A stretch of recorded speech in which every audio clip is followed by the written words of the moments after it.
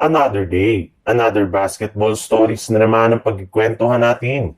At ngayon nga ay ang pag-uusapan natin ang balitang pagkuha ng Los Angeles Lakers kay Ben Simmons at ang balitang bagong 3-team trade na gagawin ng Golden State Warriors. Sinabi na nga ng front office ng Los Angeles Lakers na wala silang balak na i-trade sa LeBron James ngayong offseason o di kaya hayaan ito na makuha ng ibang kupunan ng next year. In fact, kahit man nga meron na lang itong natitirang isang taon sa team ay plano pa rin nila ito na bigyan ulit ng bagong kontrata para maiwasan na maging isa itong unrestricted free agent. Maliban rin dyan, gagawin rin naman nga daw ng Los Angeles Lakers ang lahat ng paraan para masatisfy lamang sa LeBron James sa kanilang magiging lineup next season. And ngayon nga, na naunahan na ang Los Angeles Lakers ng Los Angeles Clippers sa pagkuha kay Bradley Beal, ay wala na nga silang ibang choice kundi gamitin ang kanilang plan B kung saan maghahanap na lamang nga sila ng bagong player na available sa free agency market.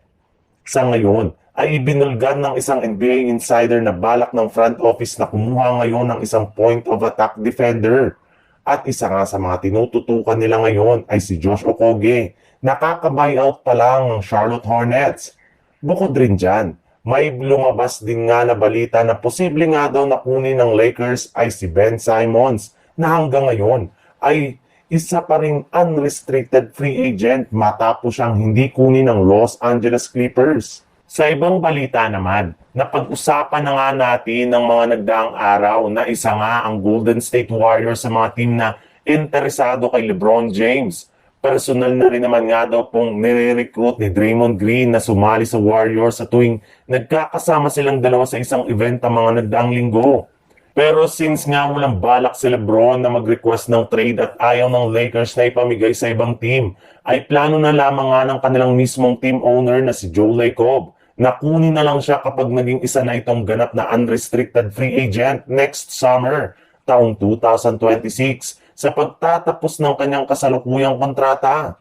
Hindi rin naman nga nagmamadali ang Golden State Warriors sa pagkuha sa kanya since hindi rin naman nga nila afford ang napakalaki nitong kontrata kaya hihintay na lang nga nila na magtapos ito bago nila siya kunin. At habang hinihintay nga nila si LeBron James, ay gagawa muna nga sila ng isang 3-team trade kasama ang mga kupunan ng Phoenix Suns at Sacramento Kings kung saan posible nga daw nilang makuha dito ang 3-and-D guard na si Keon Ellis at si Nick Richards.